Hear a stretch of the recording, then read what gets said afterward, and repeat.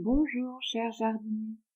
Aujourd'hui, on se retrouve pour un podcast sur le bullet journal.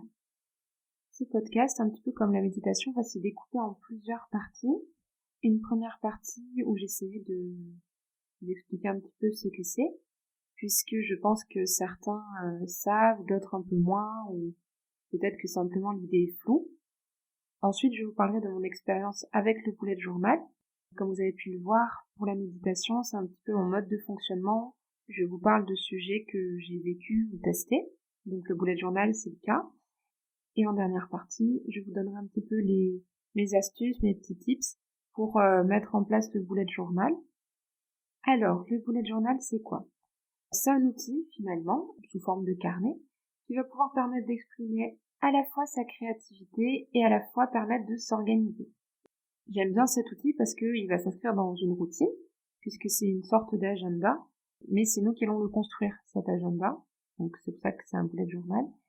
Et on va le construire en fonction de nos besoins, et puis de ce qu'on aime, finalement, puisque je sais pas si ça vous le faisait à vous, mais j'ai vraiment souvenir de ce moment où on choisissait les agendas, et soit on trouvait vraiment l'agenda qui nous faisait plaisir, la bonne couleur, une jolie couverture, soit c'était moins évident et on prenait plus un agenda par dépit, ou en tout cas c'était pas l'idée qu'on s'en faisait. Donc je me souviens même à une époque les customiser. Voilà, je sais plus, je crois que j'étais au collège et au bout d'un moment je m'étais mise à coller des séries, des artistes, des images que j'aimais bien. Le bullet journal ou le Bujo, ça a deux noms, c'est donc un système d'organisation modulable que l'on va créer qui va nous permettre, par la même occasion, de développer notre créativité et de l'exprimer. Voilà, donc pour moi, il n'y a pas de grande ou de petite créativité. Et l'important, c'est simplement de se lancer. Et j'aime à penser qu'on est notre propre maître, donc il n'y a pas de règles, on se les impose tout seul. Et que donc, la créativité n'a pas de limite.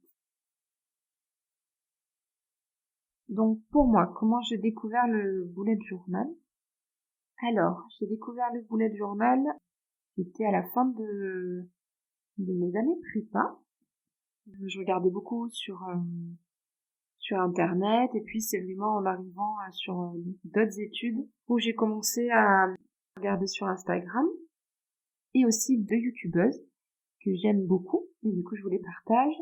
Il y a Margot Stips et Elise Francis. J'essaierai de vous les mettre dans la barre d'infos. Je suis pas encore très familière de tout ça donc j'espère pouvoir vous mettre les liens vers leur chaîne.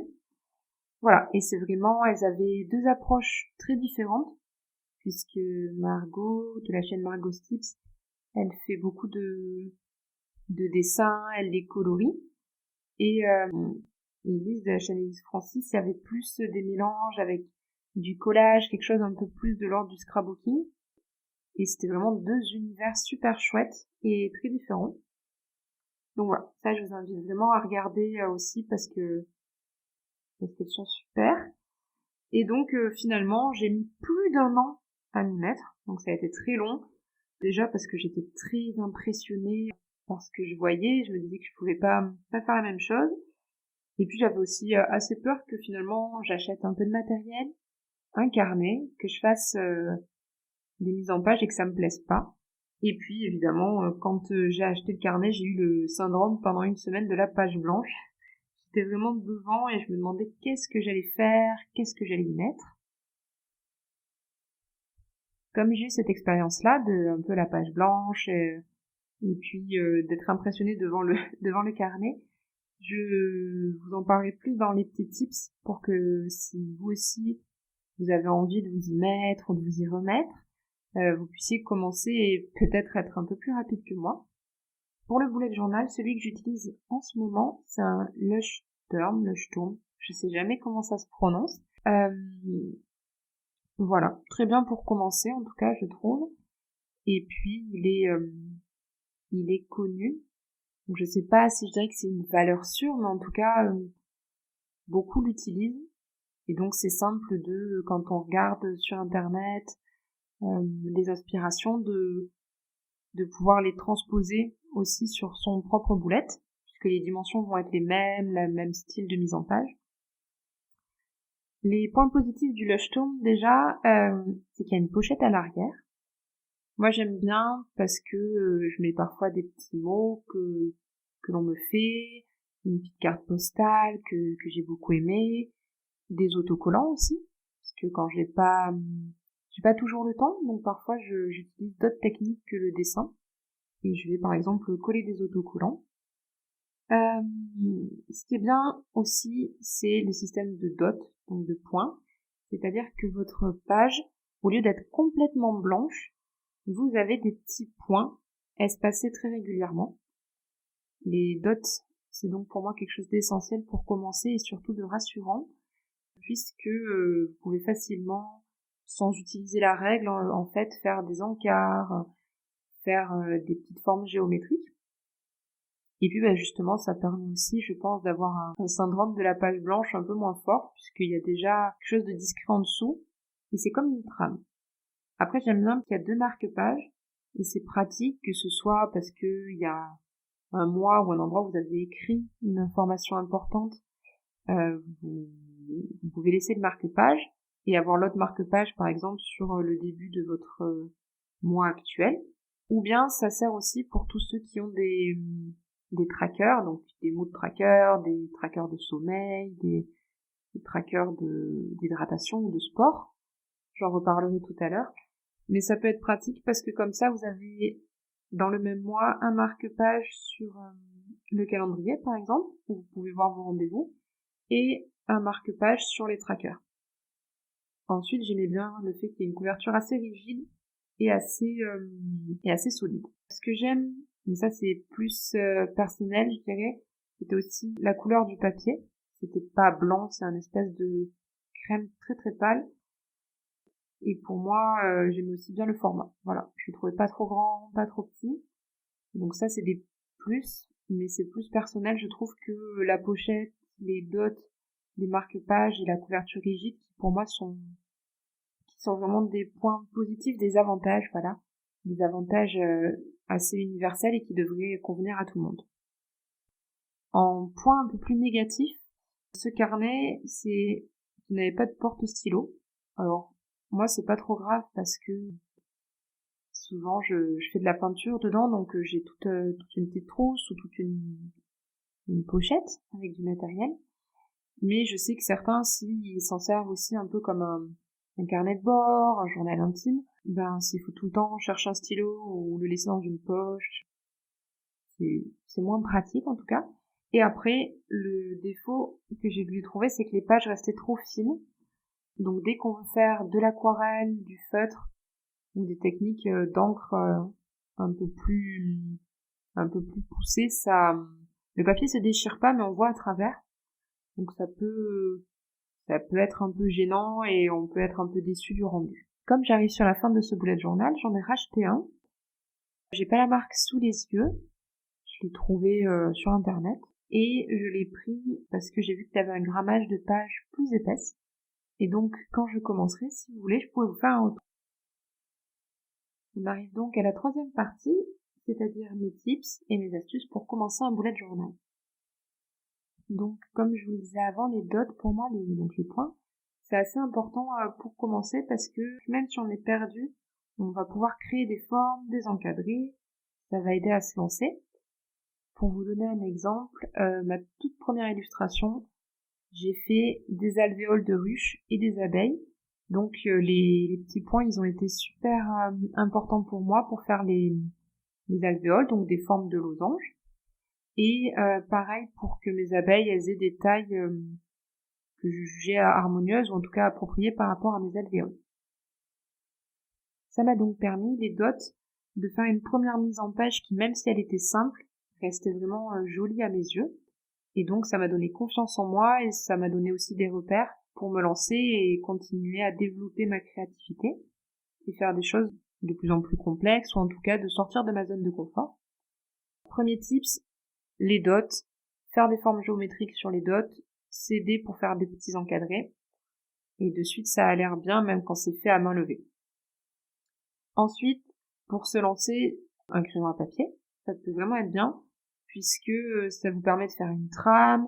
Si jamais quelque chose ne vous plaît pas, c'est pas figé puisque vous pouvez utiliser la gomme.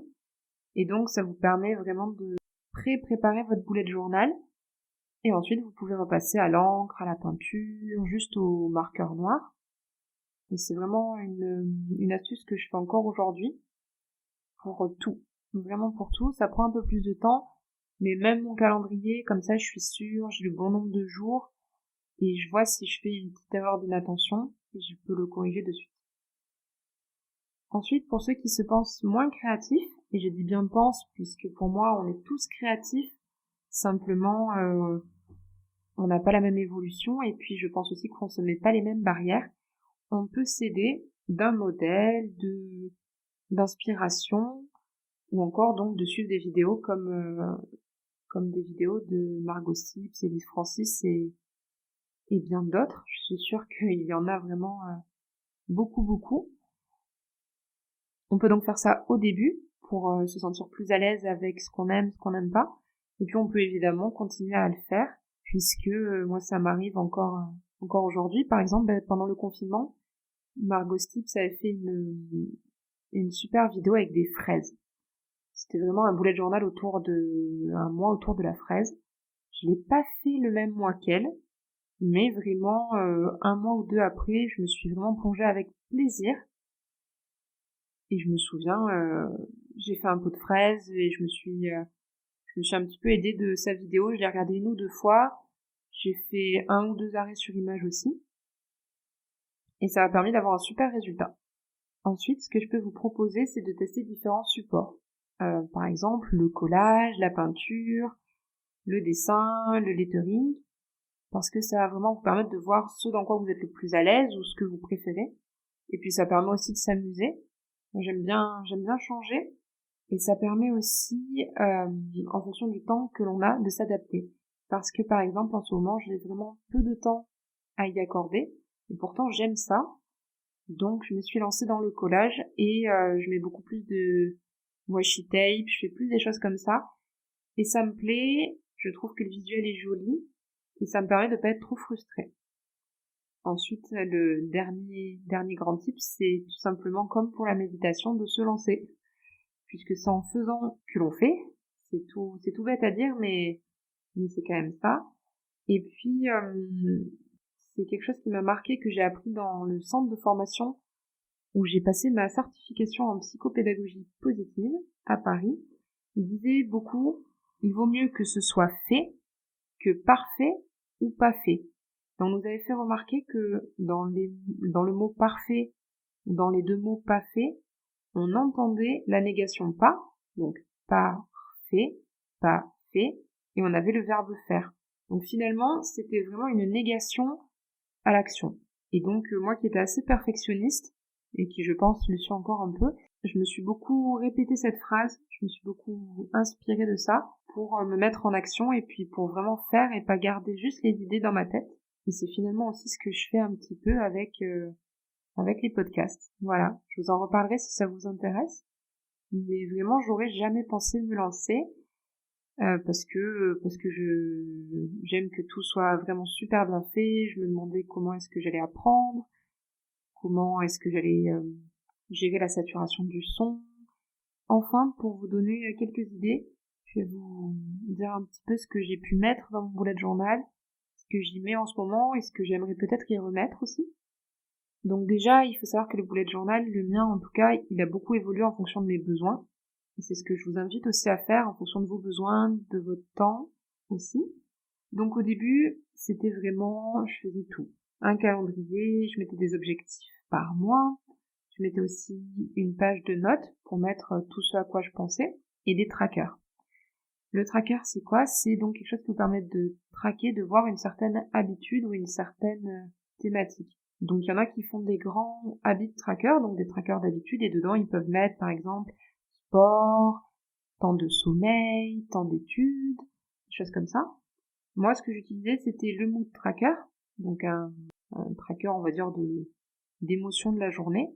Ça me permettait à la fin du mois d'avoir un vrai regard objectif sur est-ce que j'avais passé entre guillemets un bon mois ou non, puisque parfois il suffit que le mois démarre mal mais finisse bien et on a un super souvenir du mois, ou au contraire, c'est un mois qui a été globalement très bien, et puis la dernière semaine, c'est dur, il nous arrive des petits pépins, ou en tout cas des désagréments, des choses qu'on n'avait pas prévues, et finalement, la conclusion, c'est ce mois, il a été mauvais, c'était pas un bon mois, et donc quand je prenais le temps de regarder le mood tracker, ça me donnait vraiment un regard, une vision beaucoup plus factuelle de mon mois et de ce qui s'était passé.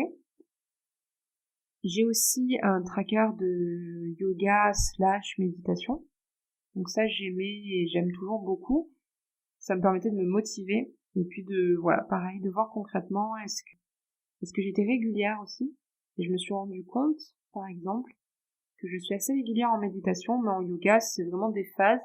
Et dès que j'ai moins de temps, ou que j'ai un cerveau qui est trop en ébullition, finalement j'en fais peu. Voilà, donc ça me permettait pareil d'être objective là-dessus. J'ai aussi eu à un moment donné des trackers sur ma consommation d'eau, puisque je bois de l'eau en règle générale. Je bois parfois des jus sucrés, des smoothies, beaucoup de thé et d'infusions. Mais je me rendais compte que l'eau, finalement, je la délaissais au profit, par exemple, des infusions. Et je voulais essayer de boire plus d'1 litre d'eau par jour. Donc ça, pareil, ça me permettait de voir est-ce que je l'avais fait dans le mois, de me motiver aussi à colorier la case de la bonne couleur. Donc ça, c'est ce que je faisais au début. Pendant longtemps, j'ai fait le calendrier. J'ai continué les trackers. Et avec le confinement, je faisais énormément de dessins. Ça m'a beaucoup plu. J'ai beaucoup plus enrichi mes pages. Et finalement, mes pages préférées, je pense que ce sont celles plutôt du premier confinement. Et en ce moment, j'ai pas le temps. C'est difficile à dire, ou en tout cas, je ne le prends pas. J'ai beaucoup de projets sur le feu. Et donc, j'essaie de tout concilier. Donc, en ce moment, j'ai un calendrier. Comme ça, je peux noter les rendez-vous, les choses importantes à faire, si je dois sortir, pas sortir, des choses comme ça. J'ai repris encore une fois quelque chose que fait Margot Stips, qui est le pense intelligent. Donc, finalement, pour moi, c'est comme des notes ou un pense bête. Mais comme elle dit, pense bête, c'est une négation finalement, c'est quelque chose de pas très positif, puisque ça insinue que c'est pour les idiots, ça veut dire qu'on n'arrive pas à s'en souvenir, tandis qu'un pense intelligent, c'est vrai que c'est plus valorisant au quotidien. Pour ce qui est du format, je fais donc beaucoup de collages, je crois que je l'ai dit un peu avant, voilà, ça me permet de gagner du temps et d'avoir une jolie mise en page, et pareil, j'espère quand même d'ici cet été pouvoir me remettre un peu plus au dessin, parce que c'était un vrai moment de plaisir et j'aimais beaucoup feuilleter les dessins que j'avais faits. Voilà pour le bullet journal. Donc si ça vous intéresse, n'hésitez pas à me le dire, à me dire si vous aussi vous faites du bullet journal. Je serais curieuse de voir vos petites créations et puis de voir aussi comment vous vous organisez. Ce podcast touche donc à sa fin et nous nous retrouverons lors du prochain. En attendant, je vous souhaite une douce journée ou une douce soirée et jardinez bien.